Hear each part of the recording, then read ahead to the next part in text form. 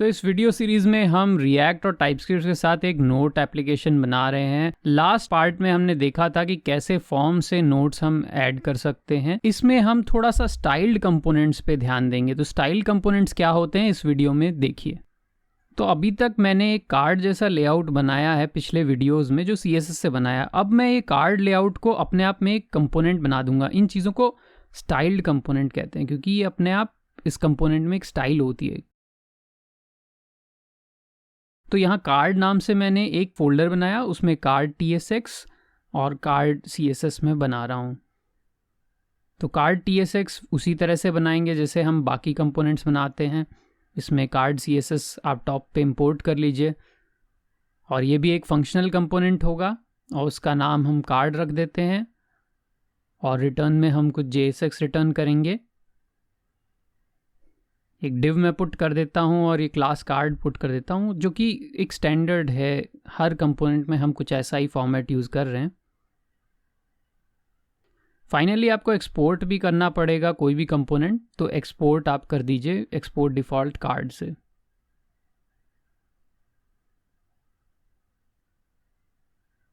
अब मैं note component में जाता हूं जहां पे हमने एक CSS लिखी थी नोट्स की जो कि कार्ड जैसी दिखाई देती थी। अब मैं चाहता हूं कि नोट्स कंपोनेंट केवल नोट्स बनाने पे ध्यान दे, न कि वो कार्ड लेआउट पे। तो मैं इसका कार्ड CSS में पेस्ट करके नाम कार्ड कर देता हूं। तो बस हमने ये किया है कि अब वो कार्ड कंपोनेंट में हमने वो ट्रांसफ़र कर दिए CSS। तो अब नोट नाम से जो क्लास थी उसका कोई खास यूज़ रह नहीं गया है, पर अभी हम इसको हटाएंगे नहीं। और अब मैं कार्ड कंपोनेंट में इस पूरे नोट को रैप कर दूंगा। तो ये कुछ इंटरेस्टिंग चीज़ है। यही स्टाइल कंपोनेंट का काम होता है कि अगर स्टाइल कंपोनेंट में आप कोई डिव या कोई चीज़ रख देते हो तो वो उसी स्टाइल में आ जाता है जैसा कि वो कंपोनेंट में डिफाइंड है। तो हमने यहाँ इंपोर्ट कर लिया है कार्ड कंपोनेंट। तब यहाँ एरर आ रहा है कि इसमें चिल्ड्रन एलिमेंट आप दे नहीं सकते क्योंकि यहाँ पे एक कॉन्सेप्ट है जो काम आएगा, वो है रिएक्ट में चिल्ड्रन प्रॉप का। तो कोई भी एलिमेंट में अगर आपको उसके चिल्ड्रन को एक्सेस करना है और यहाँ करना पड़ेगा तभी आप स्टाइल उस पर पुट कर पाओगे। तो यहाँ पे हम एक चिल्ड्रन प्रॉप पास करेंगे। तो चिल्ड्रन प्रॉप पे एक अलग वीडियो है, आप देख सकते हो। तो यहाँ मैं एक चिल्ड्रन प्रॉप ऊपर डिफाइन कर देता हूँ और पर यहाँ पे वही टाइपस्क्रिप्ट का एरर आएगा कि चिल्ड्रन पे एनी टाइप नहीं हो सकता। तो जो अब तक हम करते आ रहे हैं सेम वही करेंगे कि इस कार्ड के लिए भी एक प्रॉप्स डिफाइन करेंगे। तो मैं type alias card props define कर देता हूं। इसमें आप एक चिल्ड्रन प्रॉप दे दोगे। अब इसका टाइप क्या होगा क्योंकि इसके अंदर तो खुद ही एक कंपोनेंट या एलिमेंट हो सकता है। तो यहाँ पे आप देखिए कार्ड खुद क्या है, JSX एलिमेंट है। तो इसका टाइप आप JSX.element ही सेट कीजिए तो ये एकदम प्रॉपर होगा। तो अब जब भी ये कंपोनेंट किसी पे चलाओगे आप तो उसके अंदर आप एक JSX एलिमेंट रख सकते हो। तो ये सही से डिफाइंड है। अब प्रॉप्स को मैं कार्ड प्रॉप्स की तरह इनिशियलाइज करूंगा और प्रॉप्स डॉट चिल्ड्रन इस तरह से यहाँ पे इसको लिख सकते हैं। तो अब ये एक प्रॉपर कंपोनेंट बन गया है जिसको स्टाइल कंपोनेंट हम कह सकते हैं। तो देखते हैं इसका क्या इफेक्ट पड़ता है। अभी कुछ कार्ड जैसा तो हो गया लेकिन अंदर बाहर थोड़े कलर्स और ये सब मैच नहीं हुए क्योंकि अभी हमने हाई मीडियम लो प्रायोरिटी कुछ दी थी नोट्स में लास्ट हमारा, तो उसमें उसकी वजह से वो कलर आ रहा है और एक डिफ़ॉल्ट कलर हमने हर कार्ड पे दिया हुआ था। तो ये प्रायोरिटी वाला जो पार्ट है वो हमको अब कहीं ना कहीं थोड़ा सा एक लेवल ऊपर भेजना पड़ेगा। तो आप कह सकते हो कि हम कार्ड में एक कलर भेज सकते हैं, पर कार्ड में कलर नाम का कोई प्रॉप अभी है नहीं। कार्ड में केवल एक CSS है फिक्स। तो एक BG कलर नाम से एक प्रॉप बनाते हैं और उसमें हम कलर पास कर पाएंगे। तो BG कलर कहाँ डिफाइन करेंगे, जहाँ कार्ड की प्रॉप्स है। तो BG कलर डिफाइन कीजिए, क्या है वो, एक स्ट्रिंग टाइप की है और ऑप्शनल रख रहा हूँ अभी मैं उसको, तो ऑप्शनल एलिमेंट की तरह। और यहाँ पे आप स्टाइल लिख रहे हो तो इस तरह से रिएक्ट में स्टाइल दी जाती है। तो रिएक्ट का एक्सप्रेशन और उसके अंदर एक ऑब्जेक्ट फॉर्मेट, बैकग्राउंड कलर। तो आप देख रहे हो जो CSS की प्रॉपर्टी होती है उसको बस एक कैमल केस में लिखा जा रहा है और प्रॉप्स डॉट BG कलर। तो आप देखो रेड जो हमने वहाँ से पास किया था वो इसमें प्रॉपरली आ गया है। और रेड एक्चुअली हमारा कलर नहीं था, तो हमने कुछ कलर्स दिए थे जो हाई मीडियम लो के हिसाब से अलग अलग कलर्स थे। तो अब 3 कलर्स हैं अलग अलग, उसको मैं कैसे कंडीशनली पास कर सकता हूँ। तो अब हम यहाँ थोड़ा सा ये कंडीशनल प्रोग्रामिंग देखेंगे। इन चीज़ों को डिफाइन कर देते हैं। अभी तक कलर्स का कोई नाम नहीं था तो मैं एक नए तरह का डेटा टाइप बना रहा हूँ और इसको कहते हैं enum। तो टाइपस्क्रिप्ट में enum डेटा टाइप है और उसमें आप कलर enum, तो enum में तो इन्यूमरेटेड, इसमें एक लिमिटेड टाइप होते हैं, हर टाइप को एक नाम दे सकते हो आप, तो अपने हिसाब से ही डेटा टाइप का एक नाम दे सकते हो। तो मैं ये 3 जो कलर्स हैं जो हमने हाई मीडियम लो के लिए लिए हैं, इन तीनों कलर्स को एक नाम दे दूंगा। तो इसका जो टॉप पेरेंट है कलर है enum में, और उसके अंदर कुछ नाम है जैसे हाई, तो इक्वल साइन लगाया और हाई में मैं ये पूरा RGB वैल्यू स्ट्रिंग दे देता हूँ। तो बेसिकली हम इस पर्टिकुलर स्ट्रिंग को एक नाम दे रहे हैं, तो इसको अभी आगे से बोला जाएगा कलर डॉट हाई। ऐसे ही कलर डॉट मीडियम, तो कलर डॉट मीडियम हो गया इस तरह से। तो ये काफ़ी कुछ ऑब्जेक्ट जैसा ही दिख रहा है, बस ये enum टाइप है, इसका कोई इंस्टेंस नहीं बनता है, सीधे आप इसको कांस्टेंट की तरह यूज़ कर सकते हो। तो बहुत ज़्यादा पॉपुलर नहीं है, लेकिन आप enum यूज़ कर सकते हो। थोड़ा सा इसको रीड करना आसान होता है, डीबग करना आसान होता है। तो कलर में मैंने 3 हाई मीडियम लो टाइप्स बना दिए। तो enum यहाँ पे हम इंपोर्ट कर लेंगे जहाँ पे भी हमको चाहिए।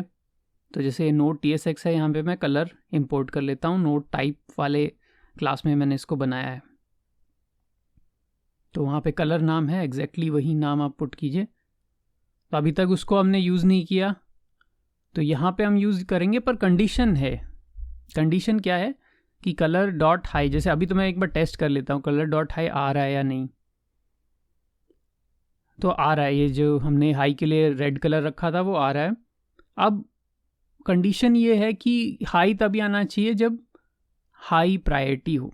तो हाई लो मीडियम ये सब आप टेस्ट कर लो, उसके बाद में प्रायोरिटी के हिसाब से तो कलर डॉट कलर में एरे की तरह सिंटेक्स देंगे, प्रॉप्स डॉट प्रायोरिटी, इस तरह से हम दे सकते हैं। तो अब ये क्या कह रहा है कि undefined can not be index type, क्योंकि प्रायोरिटी, क्योंकि हमने ऑप्शनल प्रॉप टाइप दी थी। अगर आपको याद हो, जो भी चीज़ ऑप्शनल होती है उसमें अनडिफाइंड भी टाइपस्क्रिप्ट जोड़ देता है। तो यहाँ प्रायोरिटी को आप चाहे तो ऑप्शनल हटा दो। एक सॉल्यूशन तो ये है कि हाँ नहीं, हर चीज़ में प्रायोरिटी होगी। अगर आपको स्टिल वो रखना है तो आप यहाँ पे एक कंडीशन दो कि ये पक्का आया ही आया है, तभी हम इसको कलर के अंदर पास कर रहे हैं। और वो कैसे, आप इफ़ से दे सकते हो, पर यहाँ पे इफ़ देना मुश्किल होगा एक स्टेटमेंट में, तो आप सीधे शॉर्ट सर्किट कर सकते हो इसको। कैसे, एंड प्रॉपर्टी से। तो यहाँ पे आप प्रॉप्स डॉट एंड देते हो तो पहले इवैल्यूएट होगा, फॉल्स होगा तो आगे जाएगा ही नहीं। तो ये एक तरीका होता है जो भी चीज़ों को चेक करने का कि ये वैल्यू एग्जिस्ट करती है या नहीं। ये प्रॉपर चल रहा है प्रायोरिटी के हिसाब से, आप देख रहे हो वापस कलर्स भी आ गए हैं इसमें। तो अब नेक्स्ट हम देखते हैं, जो कार्ड है काफ़ी बड़ा दिखाई दे रहा है। इसमें जैसे आप देख रहे हो कुछ फॉन्ट है, तो मैसेज तो बहुत छोटा सा है पर उसकी हाइट काफ़ी ज़्यादा है। तो इन चीज़ों को भी हम अब एडजस्ट करते हैं। तो एक हाइट प्रॉपर्टी है, वो हम यूज़ करेंगे स्टाइल में, और उसको भी हम बाहर प्रॉप्स के थ्रू देंगे। तो ये अंदर तो कहाँ मैं दे रहा हूँ उसको, डिव पे। तो डिव पे आपने स्टाइल दी है, और हाइट की वैल्यू जनरली पिक्सल्स या हम REM में दे रहे हैं हर चीज़, तो वैसे ही होगी प्रॉप्स डॉट हाइट REM, इस तरह से मैं इसकी वैल्यू दे रहा हूँ। अब ये वैल्यू है नहीं, आपको प्रॉप्स में डिफाइन करनी पड़ेगी। तो यहाँ हाइट दे दीजिए, और इसको भी आप ऑप्शनल प्रॉपर्टी रख सकते हैं, और बाहर चाहे तो स्ट्रिंग चाहे तो नंबर कैसे भी आप पास कर सकते हैं। तो मैं अभी इसको स्ट्रिंग देता हूँ, और ऐसे ही मैं पैडिंग भी दूंगा क्योंकि पैडिंग भी हमने बाहर से पास की थी। तो हर चीज़ हम बाहर से कंट्रोल कर पाएंगे, तो ये कार्ड और भी ज़्यादा अच्छा कंपोनेंट होगा, क्योंकि आप कार्ड लेआउट को कहीं और भी यूज़ कर पाओगे और उसकी हाइट, पैडिंग, ये सब कंट्रोल कर पाओगे। तो यहाँ पे मैंने पैडिंग दी है, तो अब पैडिंग भी मैं बाहर से कंट्रोल कर सकता हूँ। तो अब कार्ड पे ये बाकी प्रॉपर्टीज़, बाकी प्रॉप्स भी आप चेक कर लीजिए। तो जैसे हाइट है, मैं स्ट्रिंग दिया था तो स्ट्रिंग की तरह 2 देता हूँ, तो देखो आप हाइट थोड़ी कम हो गई है। ऐसे ही पैडिंग को भी आप एडजस्ट कर सकते हैं। तो जहाँ भी कार्ड यूज़ होगा, जैसे अभी तो नोट्स में मैं यूज़ कर रहा हूँ, तो यहाँ और भी जैसे मैंने इसका पैडिंग कम किया, 1 कर दिया जो शायद बाय डिफ़ॉल्ट 2 था, तो वो सारी चीज़ें आप यहाँ से मैनिपुलेट कर सकते हो, चेंज कर सकते हो। तो अब ये स्टाइल कंपोनेंट काफ़ी यूज़फुल हो गया आपके लिए कार्ड नाम से। अब मैं इसको कार्ड को एक्चुअली में कहीं और यूज़ करूँगा, तभी इसका कुछ यूज़फुलनेस दिखाई देगी। तो हम इसको यूज़ करते हैं हमारे ऐड फॉर्म पे, जो ऊपर एक फॉर्म हमने बना रखा है उसको भी हम कार्ड लेआउट में कन्वर्ट करते हैं। तो मैं ऊपर का डिव हटा के वहाँ पे कार्ड पुट कर देता हूँ, और कार्ड को आपको इंपोर्ट करना पड़ेगा। तो यहाँ आप इंपोर्ट कर लीजिए इसको। तो अब देखते हैं, तो ऊपर आप देख रहे हो जो डिफ़ॉल्ट एक कलर है जो इसमें रह गया था वो आ गया है। अब चाहे तो डिफ़ॉल्ट कलर हटा दो, क्योंकि हर जगह डिफ़ॉल्ट कलर होना सही नहीं है, तो मैं इसको हटा देता हूँ। वैसे भी नोट्स में तो सब में प्रायोरिटी से कलर आ ही जाता है। बाय डिफ़ॉल्ट ये वाइट कलर जैसा दिखाई दे रहा है। अब आप, क्योंकि आपके पास बीजी कलर प्रॉपर्टी है, वो सब है, तो आप उससे इसमें कलर भी प्रोवाइड कर सकते हो। तो मैं बीजी कलर दे देता हूँ और एक शेड हम दे देते हैं। तो अभी ट्राई करने के लिए जैसे ब्लैक या कोई डार्क शेड दे दो आप, #333 जो डार्क ग्रे जैसा होता है, तो ये इस तरह से आ गया। तो अब आप देख रहे हो कार्ड लेआउट के अंदर पूरा फॉर्म रैप है, पैडिंग है, हाइट है, ये आप चेंज भी कर सकते हो अपने हिसाब से। नेक्स्ट चीज़, थोड़ा सा फॉर्म गड़बड़ दिखाई दे रहा है, आप देख रहे हो थोड़े अब क्लियरली दिख रहे हैं। तो फॉर्म में एक्चुअली बॉर्डर और पैडिंग अलग अलग होती है सबकी, इनपुट्स की और इन सब की। तो मैं उनको एक बार 0 कर देता हूँ, उससे हो सकता है वो थोड़ा लेवल में आ जाए। तो जो बॉर्डर पैडिंग है मैंने 0 कर दी, फिर बटन की भी 0 कर दी, और जो सेलेक्ट बॉक्स है उसकी भी 0 कर दी। तो अब देखो तो काफ़ी लेवल में आ गया है। इसके अलावा भी चीज़ें कुछ हो सकती हैं जिसके से वो चेंज हो। बैकग्राउंड कलर भी मैं चेंज कर रहा हूँ बटन का, और मैं इसको ग्रीन कर देता हूँ। ग्रीन का कोई शेड जो आपको बेटर लग रहा हो वो एक बार चूज़ कर लीजिए, और कलर वाइट हम पुट कर देते हैं इसमें। तो अब थोड़ा सा अच्छा दिख रहा है ये बटन। फंक्शनैलिटी में तो कुछ प्रभाव नहीं पड़ेगा। तो आप देखो ये एकदम सही से काम कर रहा है, बट थोड़ा सा कूल लग रहा है दिखने में। तो अभी इस वीडियो में हमने इसका लेआउट थोड़ा ठीक कर लिया है। नेक्स्ट वीडियो में हम कुछ चीज़ें बनाएंगे जिसमें add delete functionality, numbering of notes, ये सारी चीज़ें, तो वो काफ़ी इंटरेस्टिंग होगा। यूज़ इफ़ेक्ट वगैरह हुक हम उसमें यूज़ करेंगे।